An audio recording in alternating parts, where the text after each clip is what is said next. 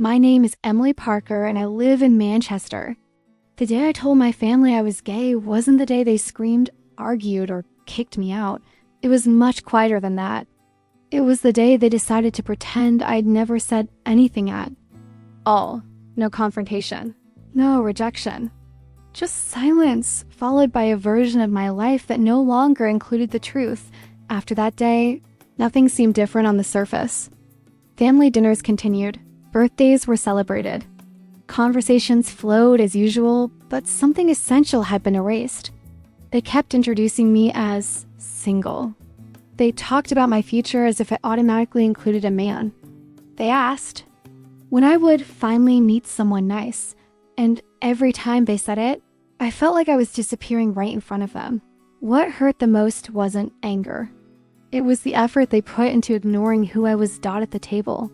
I listened as my parents discussed weddings, grandchildren, and normal relationships, all while carefully avoiding my gaze.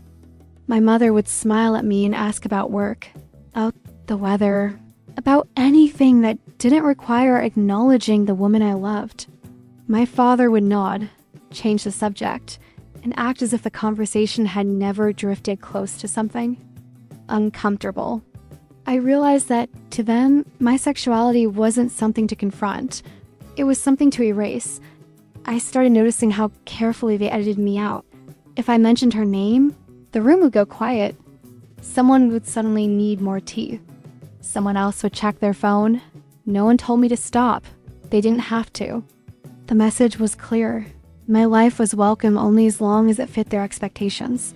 As long as I stayed quiet. As long as I kept playing along, so I did. I smiled when they joked about me being too picky. I laughed when relatives asked if I had a boyfriend yet. I nodded when my mother talked about when you settled down with the right man.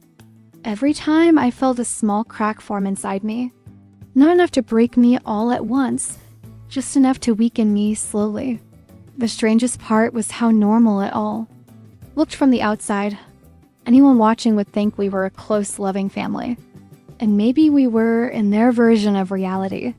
But in mine, I was learning that acceptance can exist with conditions so strict they suffocate you. I began to doubt myself. I wondered if I was overreacting. If maybe silence was better than rejection.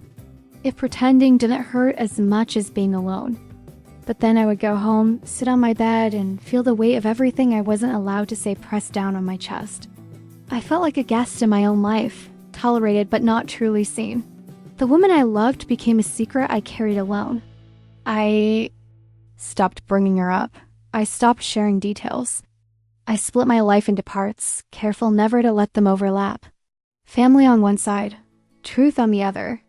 And the effort it took to keep those worlds apart exhausted me in ways I didn't know how to explain. One evening during a family dinner, my mother said something casually without looking at me. She talked about a neighbor's daughter who had made her life complicated by choosing a difficult path. She shook her head and added, "Some people just create problems for themselves." I sat there, frozen, understanding exactly who she meant and who she didn't want to name. That was the moment I realized something painful and undeniable. My family didn't need me to lie out loud. They just needed me to stay quiet. They needed me to exist in a version of myself that made them comfortable, even if it was destroying me slowly. If you're listening to this and any part of my story feels familiar, I'd really like to know where you're listening from and whether you've ever felt erased by the people who were supposed to love you unconditionally.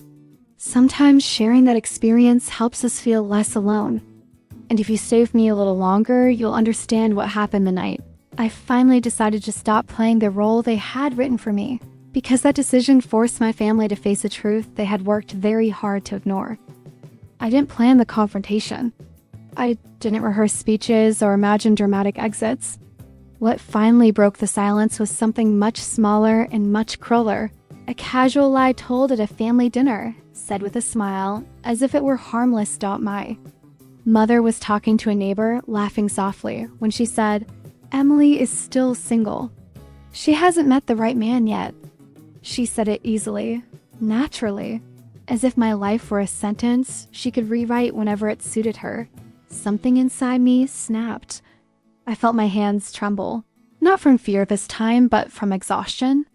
I realized that staying quiet wasn't protecting anyone anymore. It was only protecting their comfort. And my silence was costing me my sanity. I'm not single. I said. The room froze. My mother turned to me, eyes wide, not angry, alarmed. My father shifted in his chair.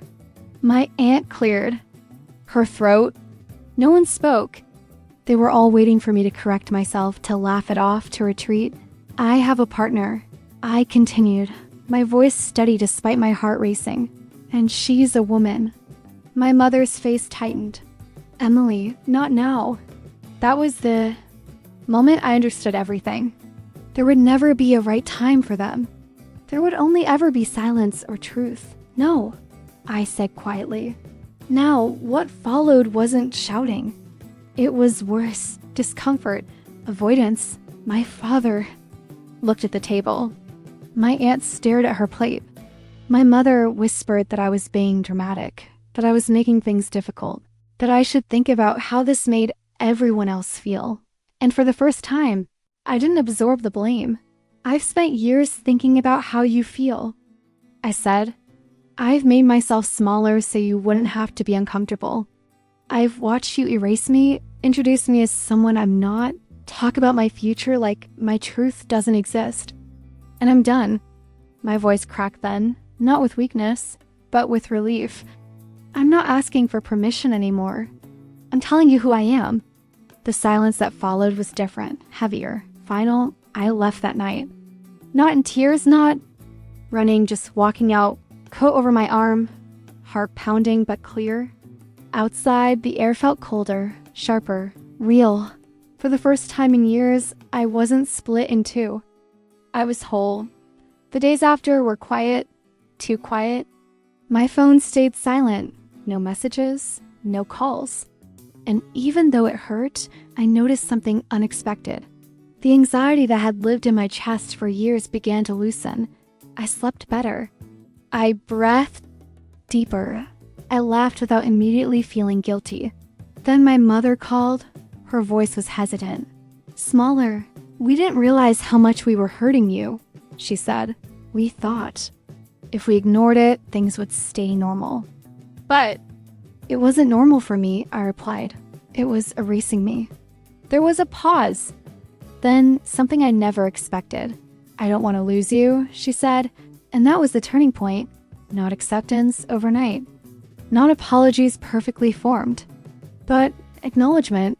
Things didn't magically become easy. There were awkward conversations, long silences, moments where I had to repeat myself, calmly but firmly. I set boundaries. I corrected them when they lied about me.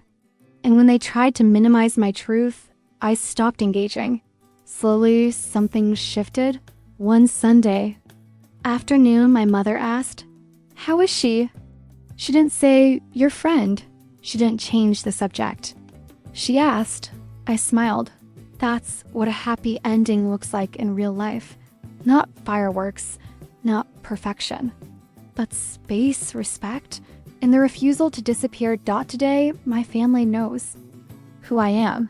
Some days are better than others, but I no longer live a double life. I no longer sit at tables pretending to be someone else. I chose truth over comfort, even when it cost me peace for a while, and it was worth it. If you're listening to this and you're still living inside a version of yourself designed to keep others comfortable, I want you to know this. You are not too much. You are not the problem. And you don't owe anyone your silence. If any part of my story felt familiar, tell me where you're listening from and whether you've ever felt erased by the people you love. Sharing that truth can be the first step toward reclaiming yourself. And stay with me, because the next story begins exactly where silence ends.